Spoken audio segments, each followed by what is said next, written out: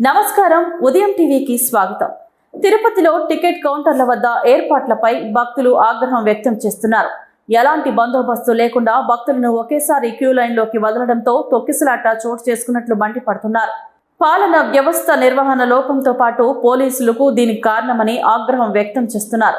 వాస్తవానికి రేపు ఉదయం 5 గంటలకు టోకెన్లు ఇస్తామని ప్రకటించిన టీటీడీ తన నిర్ణయాన్ని మార్చుకోవడం చర్చనీయాంశంగా మారింది. 8 మందికి ఇబ్బంది పడి కాళ్ళు చేతులు కూడా ఇబ్బంది పడి మొత్తం ఒక మనుషులు ఫెయిట్ అయిపోయి ఉన్నారు. అందరూ కూడా అందరినీ కిమ్స్ హాస్పిటల్ జాయిన్ చేశారు. నాయకులందరూ కూడా వస్తున్నారు చూస్తున్నారు. ఎవరు ఏమీ లేదు. పోలీసులు అందరినీ వేస్ట్ గా చూస్తున్నారు. దరిద్రంగా ఉన్నారు అందరూ. అది పరిస్థితి. ఇక్కడ పోలీసులు ఒక్కరు కూడా సరిగా చేయలేదు. మా పరిస్థితి అందరినీ ఏం చేయాలని మీరు ఆలోచించుకోండి. 20 మందిలో మొత్తం అందరికీ కూడా అందరూ ఫెయింట్ అయిపోయి ఉన్నారు. ఎవరికి కూడా ఏం బాగాలేదు. అందరూ హాస్పిటల్ పడి ఉన్నారు. జరిగింది ఎక్కడ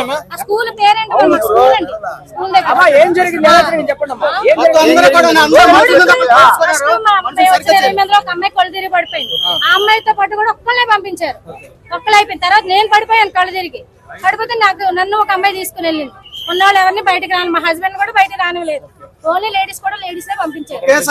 తెలివి వచ్చిన తర్వాత వెళ్తుంటే మేము పంపిస్తాం, కంగారు పడకమ్మా, ఊపిరి తీసుకోండి అమ్మా, నీళ్ళు తాగండి అమ్మా అన్ని బాగానే చెప్పారు. కానీ క్రౌడ్ ఎక్కువైపోయింది. జనాలు ఒకసారి గేట్ తీసారు. ప్రజలది ఉందండి, పోలీసులది ఉంది. కానీ పోలీసులది ఎక్కువ ఉంది. ఎందుకంటే పోలీసులు ఎక్కువ సరైన మార్గంలో పెట్టలేకపోయారు. ఇదంతా పోలీసుల వరకే ప్రాబ్లం.